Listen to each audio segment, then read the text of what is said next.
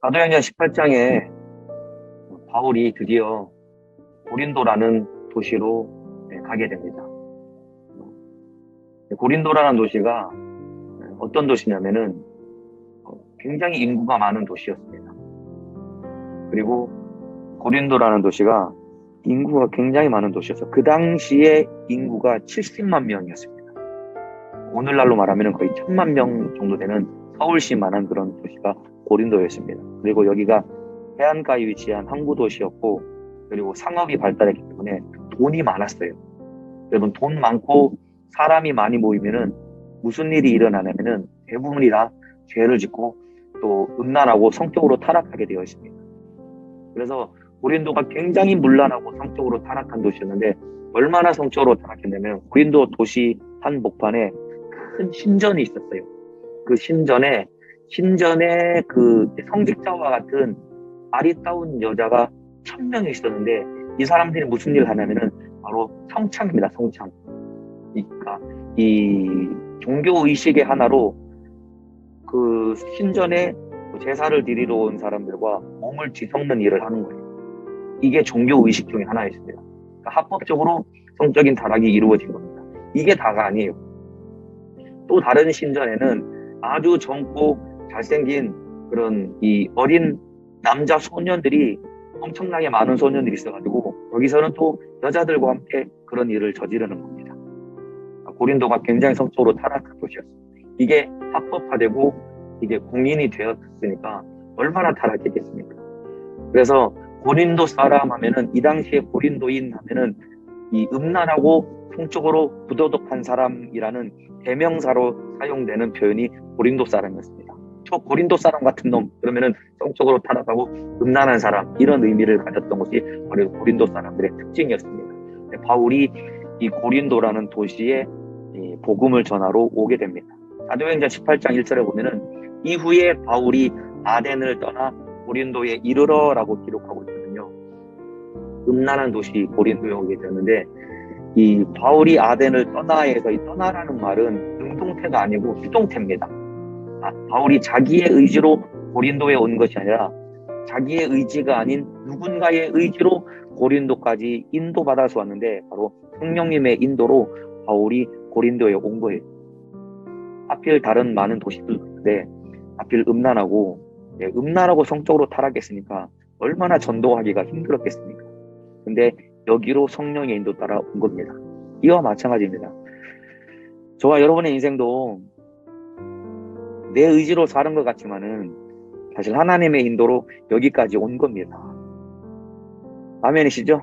네, 2021년도에 우리가 임원단에서 저도, 우리 회장님도, 우리 총무님들도, 실장님들도, 사장님도, 교장님도, 모든 우리 임원단 식구들이 모인 것이 내 의지로 온 것 같지만은 하나님의 인도로 여기까지 온 거예요.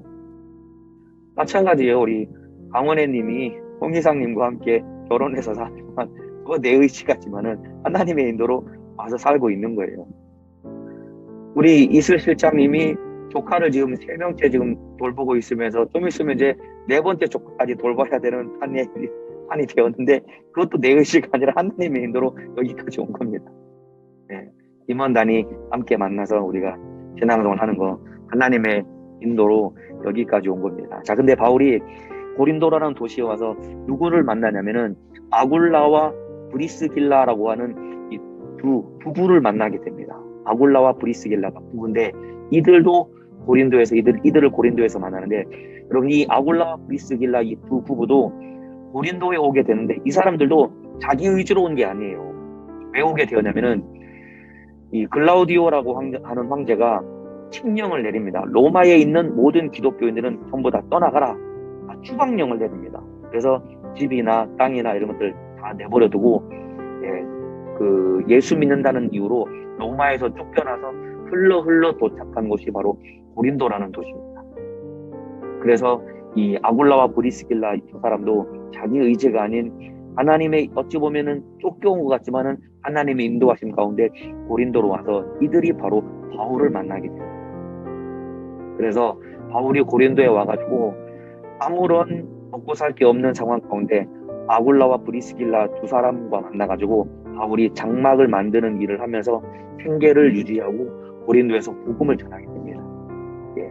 아굴라와 브리스길라 부부가 바울에게는 큰 힘이 되었고, 또한 이 두 부부가 바울을 만남으로 복음으로 확고하게 세워지는 이런 귀한 은혜를 누리게 되는데, 이런 모든 만남이 내 의지와 상관없이 온 것 같지만은 하나님의 인도하심 가운데 만난 것. 마찬가지입니다. 우리 임원단에서 만나는 우리 만남도 하나님의 인도하심 가운데 우리가 만나서 충성을 하게 된 겁니다. 그럼 바울이 고린도에서 말이죠, 장장 1년 6개월을 머물면서 바울이 여기서 복음을 전하고 고린도에 교회를 세웁니다. 복음은 이 어두우면 어두울수록 복음의 빛은 찬란하게 빛이 나는 거예요. 고린도가 성적으로 타락하고 어두웠기 때문에 바울 안에 계시는 성령님을 통해서 전해지는 복음이 더 흔한 빛을 비추면서 고린도의 교회가 세워지게 됩니다. 뿐만 아니라 이 고린도에서 1년 6개월을 머물면서 바울의 첫 서신이 여기서 기록되게 됩니다.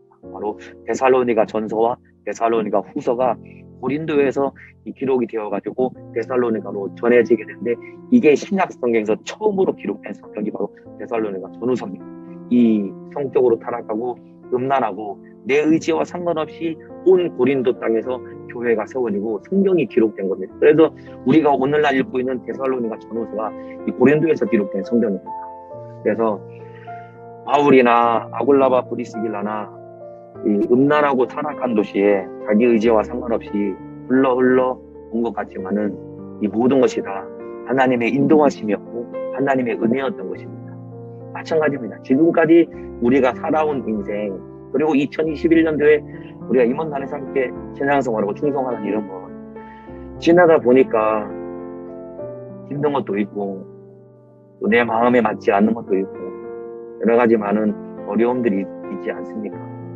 그렇지만 하나님의 은혜였던 것이고 주님의 인도하심으로 여기까지 온 겁니다.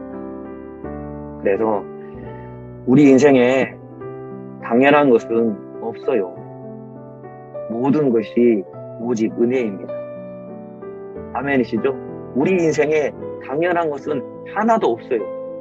모든 것이 다 오직 주님의 은혜였던 것입니다. 저도 40년 조금 넘는 이 길지 않은 세월을 제가 살았는데, 지나온 세월을 저도 이렇게 돌아보니까요, 다 주님의 은혜였구나. 다 주님의 은혜였구나.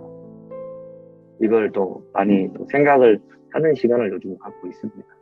그래서 또 앞으로 주님이 제 인생을 인도하실 계획하심이 기대가 되더라고요. 마찬가지입니다. 여러분들을 지금까지 인도하신 것이 주님의 은혜입니다. 모든 것은 당연한 것은 없습니다. 우리 숨 쉬는 것, 이거 당연한 거 아니에요. 하나님의 은혜입니다. 여러분이 지금 만나고 있는 것들, 여러분이 살고 있는 것들, 주님의 은혜입니다. 지금까지 하나님 은혜로 살았고 또 앞으로도 우리 하나님 은혜로 살 것입니다. 우리 임원단이 날마다 감사하며 살며 승리하시기를 바라겠습니다. 당연한 것은 없습니다. 우리 주님의 은혜로 오늘도 승리하시고요. 예배 은혜 많이 받으시기를 바라겠습니다.